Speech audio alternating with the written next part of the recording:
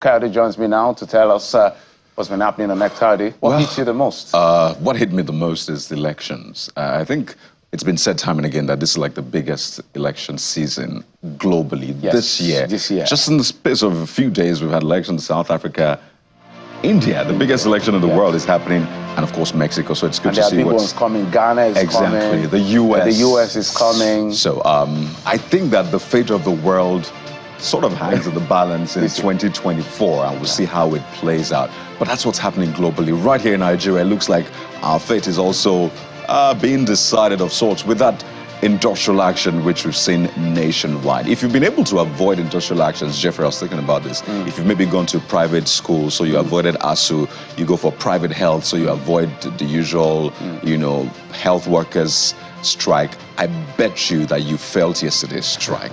If you didn't lose power as a result of a power cut, you probably felt it at the airport, and the list goes on and on. Even in the judiciary, you must have felt it. So let's take a look at what Nigerians, well, okay, banks didn't go through that, so yeah, that didn't affect the banks. But let's take a look at what Nigerians... Some banks are not close.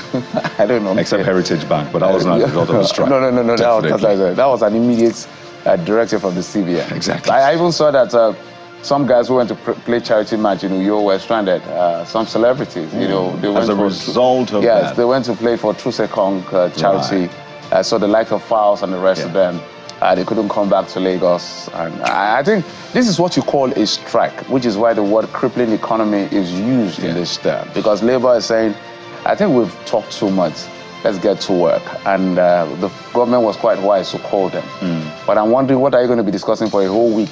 I know, right? I'm just wondering, what exactly are you talking about? But at least we know what you are talking about regarding this strike. And let's start off from Captain Westwood on X. This is the first comment we're taking on the show this morning. And this is what this user has to say about Labour shutting down the national grid this time around. As at 2 a.m. On Monday, we understand that the national grid was shut. In fact, you'll have read TCN's statement. It was like explaining the whole situation. So take a look at this comment. It says that national assets such as these, and I think it's talking about the electricity sector, the transmission assets, can be sabotaged so easily is an indictment on our law enforcement. This user says fraternity. So you just understand what this user is going through to be able to use those terms. So believes it's an indictment on law enforcement. But is it really? Well, so the workers are trying to make a statement. So the lawyers will be able to explain to us whether when industrial actions happen like this, whether they can approach the grid to shut it down because of the potential economic as well as security implication and all that. All right, Ignite here says, I hope after closing national grid, our past bills will not remain the same or even higher than what we've been paying for in previous months. I don't think so. Okay. I don't know. Okay. Well, it's important to put these things out because there's a lot of trust deficit. This user is essentially just airing his or her concerns. This next one from Zoe Zefaria says, even when the grid is at 100%, do people have constant supply of electricity? That's a question. It should have a question mark, but this user puts an exclamation mark on this one. Says, why all this wailing? The same grid that shuts down anytime and anyhow.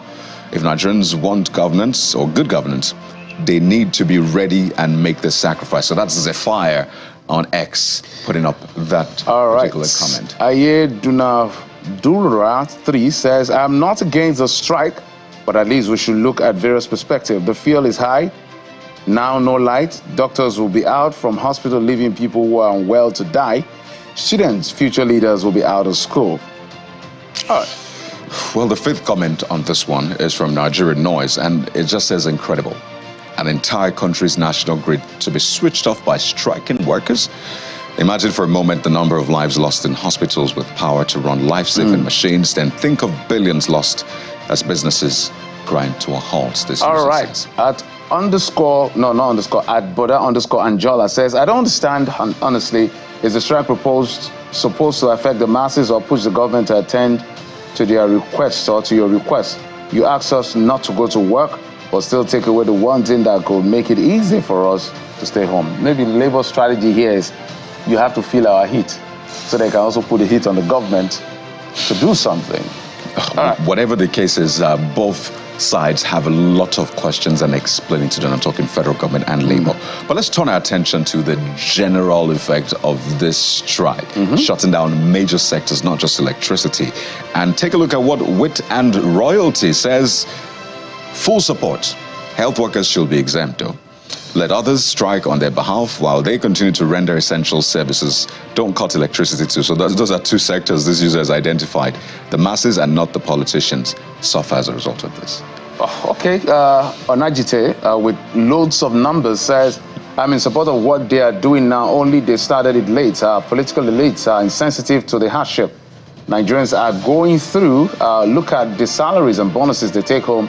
Not talking about gifts to themselves, shut down the country until they answer. That's pro-labor. They do whatever it is to make sure they respond and respond well. We're still taking comments. Khadija Garba says, are we supposed to be in support of a government that has been unprovokingly reversing and removing all the subsidies put in effect to make life livable for the masses? There's a heartbreak emoji then. But this user thinks something quite interesting. This country has money. Every can pay a reasonable minimum wage and still not go broke or die. Okay. By the way, those are some of the things we'll be diving into this morning. Yeah. Where will the government get that money from? Because it looks like a lot of people say that money is there. All right, Smiling to me says there is no institution more important than the stomach. If the stomach of poor Nigerians are closed, everything should as well. And this final one from Mr. Eldorado. It's sort of picturing an Eldorado here, saying, let the strike continue. That's not the Eldorado part.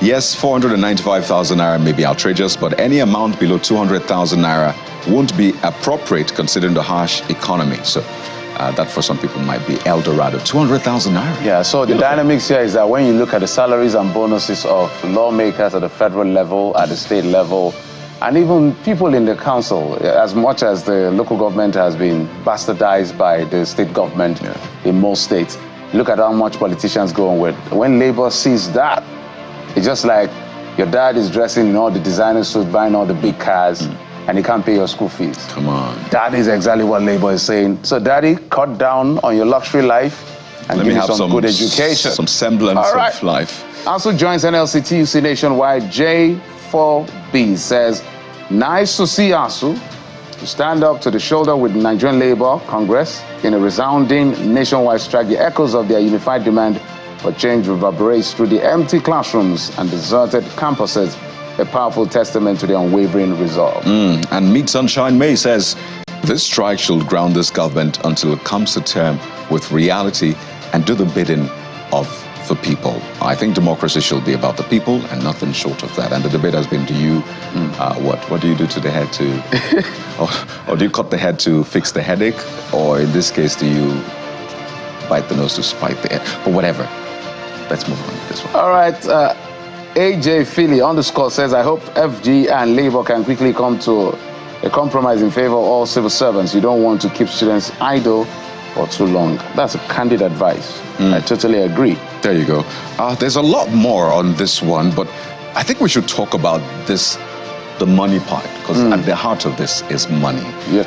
Labor's sticking to the 400,000 naira range. Over 400,000. Yeah, the 400,000 naira plus range. Federal government is sticking to the below 100,000 naira range.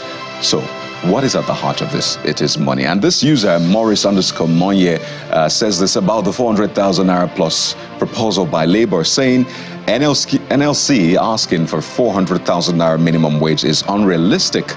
Let's tell ourselves the truth. Can any of you, and this is talking to Nigerians, can any of you pay your gate man, cleaner, etc. 400,000 naira monthly? Ends by saying 100,000 naira is more realistic as a minimum wage, and everyone must abide by it, including you reading this tweet. That's very direct. You know, at the end of the day, even the government itself fails in their commitment to the civil servants, because we know there are states that don't pay even the 30,000, which is also part of the argument. That if you want them to increase this money, the ones that can't pay 30,000, how are they going to match up? I saw a quote or a post on X, and I can't remember the user saying, So when the federal government removed subsidy and the price of things went up, nobody asked, where will Nigerians get money from to afford these things, right? So now that they're trying to increase minimum wage, why are you asking where will the government get money from? I know it's a very interesting way to think, but that is a Nigerian saying his or her mind there. So let's go on now. Mayowa Olagunju says, those who argue that reaching the 400,000 naira milestone is unattainable are true cause of Nigeria's problems. The increase in petrol price from 184 to 850 per litre was not unusual, right? According to what you wrote here. The rise in the price of a bag of rice from 25,000 to 80K was not unexpected. It was not unreasonable for energy tariffs to increase by more than 200%. 200%. So that is a strong argument. And when you remove subsidy, you told the Naira, your mates are out there, go and fight it out and measure up. The Naira went and is been on a cascade down below, you know, so nobody said anything. So now that we're asking for an increase to match up, so this argument, I'm sure that the SGF, the tripartite committee, will have to be argued. Perhaps that's why they need a whole week to analyze this. But the other big argument is the fact that Labour did good analytics to say this is how we arrived here. To that figure. We haven't seen from the federal government how you arrived at 60,000 naira. Maybe that will help your case. All right? So, bless me for real. Okay, that's for you. We need to think outside the box on this one. So let's take that one. Bliss me for real, actually, says, well, they are aware if they start negotiating with 100,000, government might beat it down to 50,000 naira, probably. So that's the thinking behind negotiation, particularly if you go well in the market. So with that in mind, they're starting with 400. So when negotiation begins, it might be between 80 to 100, maybe 150. Okay. Say Nigerian mothers were pricing. Yes, my brother. So in this particular market experience, the Nigerian mother is the federal government.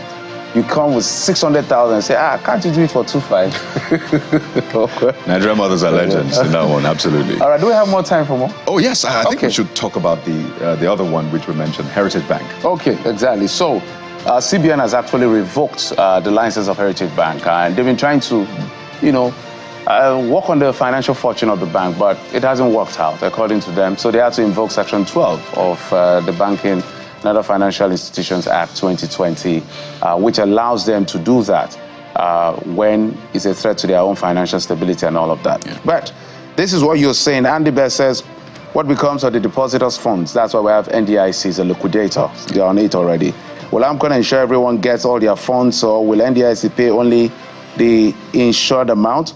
While I appreciate CBN's oversight, info like the above will go a long way to calming nerves and helping people know how to relate with these banks. So NDIC, this is their responsibility to make sure that your money is safe. Yeah, and I think some information has been put out. If you're a customer of the bank, do let us know what kind of carry along you're getting in this sense. This other user, K975, also shares the same thought, but we're back to the liquidation era. That's how this user starts. Very, very sad. The signs have been there for years. It says that Sanusi made us believe that no customer will suffer. Now, every shaky bank will experience a run. Could add to that the recapitalization move as well. Yep. So perhaps we might see a string of this, maybe not. Maybe we'll see mergers. We'll see in the coming days. Okay, Obima Victory says, how do customers get their funds back as soon as possible? Central Bank, that's tweeting at them. Okay, posting at them. Businesses and many will suffer from this action. At least a warning could have been sent out for a few days, enabling customers to withdraw their funds. It's so annoying. Well, we've said NDIC and all of that, that's their job, to make sure depositors' funds are protected. So if you have any issue, you could go to the depositor, go to your bank. I'm sure that the CBN will be able to respond. Kyle, you have the last one. And I understand that NDIC has begun verification, payment of insured deposits to the customers. But if you're a customer, let us know how that process is going. But take a look at what this next user has to say, and that will be AA Yusufu. Yeah, says, this will send, and I imagine you're saying, shockwaves across the banking sector. A lot of customers will enter panic mode. I think the CBN should have a redesign of strategy that will ensure smooth transitions in the event like this. And that's why the announcement was made, because there are laws guiding the operations, and that's what the law says. If action is taken, it must be announced, and the actions that will follow, particularly from the NDIC and the rest. So let us know again if you're a customer. So that's it. We'll have the conversation in just a moment. Join us again.